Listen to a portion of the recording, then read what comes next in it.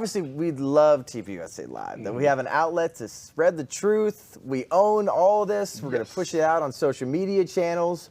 But there's other networks out there, good friends of ours, like One America News Network, that's done an incredible job to make sure people are getting the truth. They have great interviews. They've gotten a lot of support in the past from people like President Donald Trump. And they're doing everything they can to give people the conservative side of the conversation, but they're under the umbrella of DirecTV. And that TV provider there plans to drop them in the coming months. So that's coming up very, very soon. What is the reasoning that they're giving? So basically, they're saying and trying to justify this by saying there's a lot of misinformation.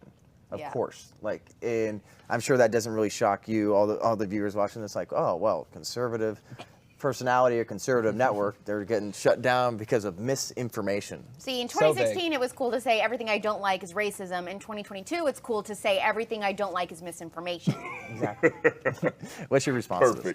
I mean, I think if you have to have a reason. You know, you have to have a valid reason. Two, you can't just label something misinformation and not give a reason or like stats or anything. Right. Like kind of what you were saying about Black Lives Matter. It's like, okay, these are the statistics. Black people aren't getting mowed down. Like, okay, if I say this and it's getting flagged on Instagram or it's getting misinformation, it's like, okay, well, just because you have the higher power of saying misinformation doesn't actually mean that you're correct. I got flagged the other day on Instagram for posting something. It was an opinion, and they said misinformation.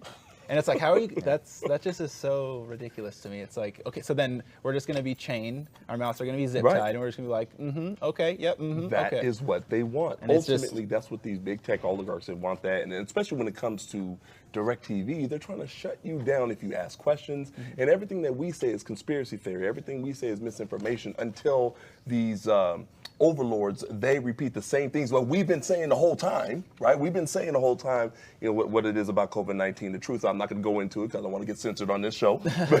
But when it comes to the prevailing narratives, we've already talked about this.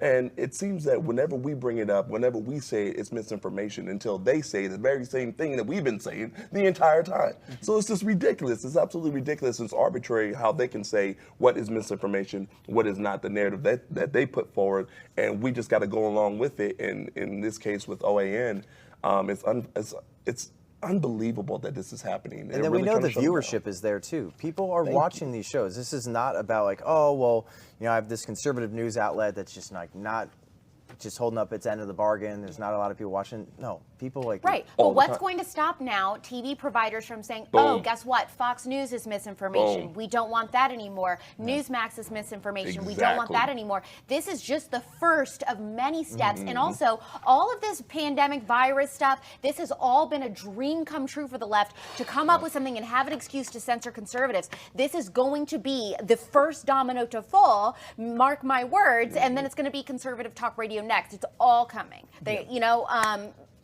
rest in peace, but Rush Limbaugh's gone, and I think they rejoiced, the left rejoiced at that fact, and they were like, cool, we have one down, now we just have a few more to go, and pretty soon we will be totally ostracized from society. This is Charlie Kirk, founder and CEO of Turning Point USA. If you liked this video, be sure to subscribe to our YouTube channel at Turning Point USA.